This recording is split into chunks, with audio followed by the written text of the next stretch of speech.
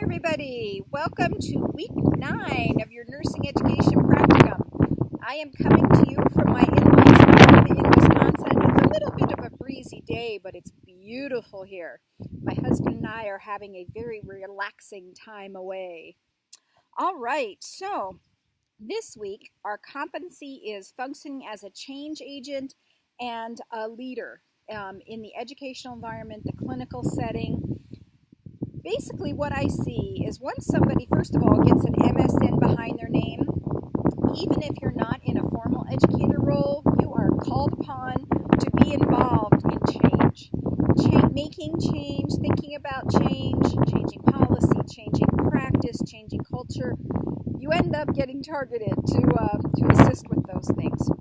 But certainly as an educator, you will be involved as changes are made. You're going to be involved in educating those changes. You're maybe going to be involved in quality improvement, looking for better ways to do things. Who knows? So we need to be comfortable in looking at change process. Now for me, I think I may have already mentioned, I really like, for basic, simple change, I like Lewin's theory of change. For more complex change, I like Azgen's, A-Z-G-E-N, Azgen's theory of planned behavior. On leadership, I really like servant leadership.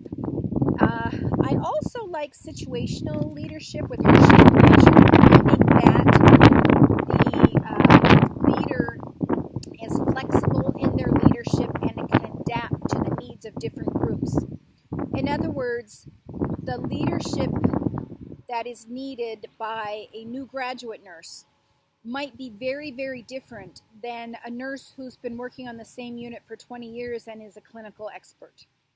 So that's another one that I kind of like.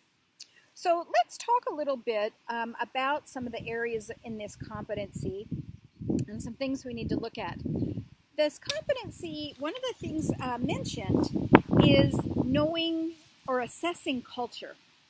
And when we're thinking about change, we really have to assess the culture. What is the change culture like? Is this someplace where change occurs frequently? Is this someplace that change is rare? How has change been done in the past? Has it been successful? Have you ever heard people say, oh, we tried that before and it didn't work? Those types of things. So what has happened with change in the past? Is leadership supportive of change?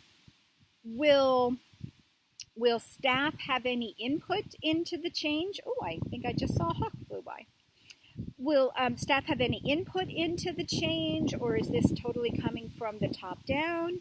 So all those cultural components are going to be really important to think about when it comes to change. The other thing is, especially with Lewin's theory of change, we do have to remember, we've been thinking about this change for a long time before we start educating about it. We've gotten used to it, we've identified pros and cons, we've settled within ourselves that we think this is a good thing, that the pros outweigh the cons. But when the staff first hear about change, your first reaction usually is maybe curiosity, but some anxiety. Oh, what is this going to mean for me? How is this going to change my daily work? And this can be whether you're dealing with change in the education setting or change in the clinical setting. It doesn't matter. So we just have to remember, we need to leave that time for the unfreezing in Lewin's change theory.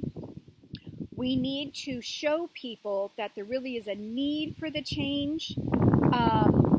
Why is the thing we're implementing the thing we're recommending versus something else? What does the research show? Is this evidence-based? And how is this going to change your world and hopefully make it for the better? So a lot of things go into that cultural aspect of change. And then we're not usually just dealing with nurses when we're making a change, especially if it's a big one. We're dealing with an interdisciplinary team, right? So we've got to be able to understand their role in the change process. Are they going to have any input or not? How is it going to affect their daily workflow? So there's things to consider that way.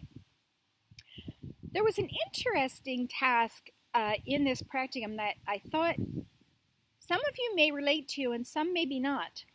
Provides leadership in the parent institution as well as in the nursing program to enhance the visibility of nursing and its contributions to the academic community.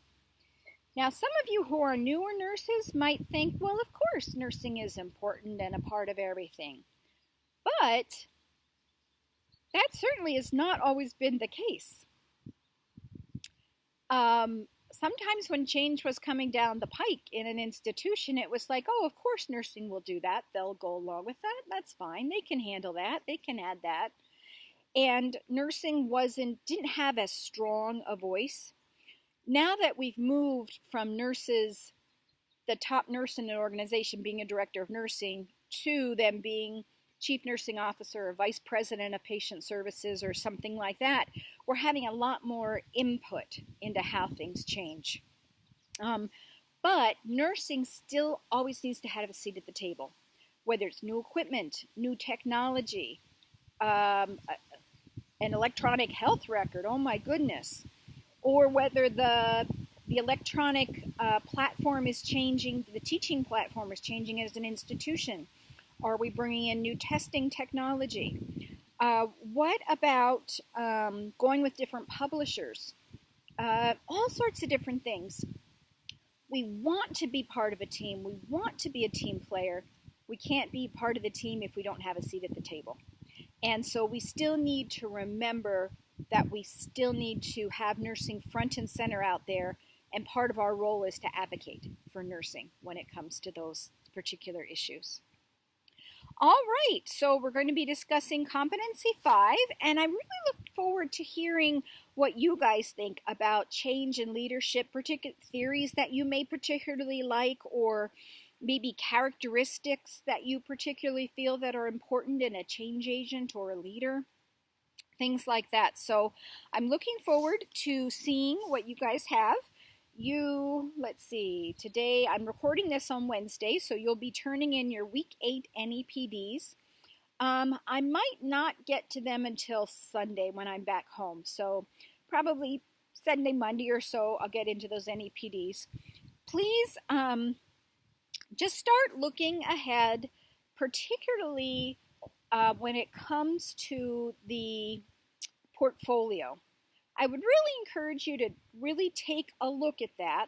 I brought this up kind of at the beginning of the course, but there are things in there, for instance, letters of reference, that as you start winding down your practicum, you might want to get some letters of reference from your preceptor or someone that you've worked with. There's some particular criteria about listing references and then gathering letters of reference. You also may, depending on how busy your practicum is, you may want to start looking at the different writing components and maybe putting together some notes. That's going to come up quicker than you think. And of course, if you have any questions, please just let me know. All right, guys, I'm really looking forward to talking with you about change and leadership. And I think that's about it for now. I will see you in the main forum. Bye-bye.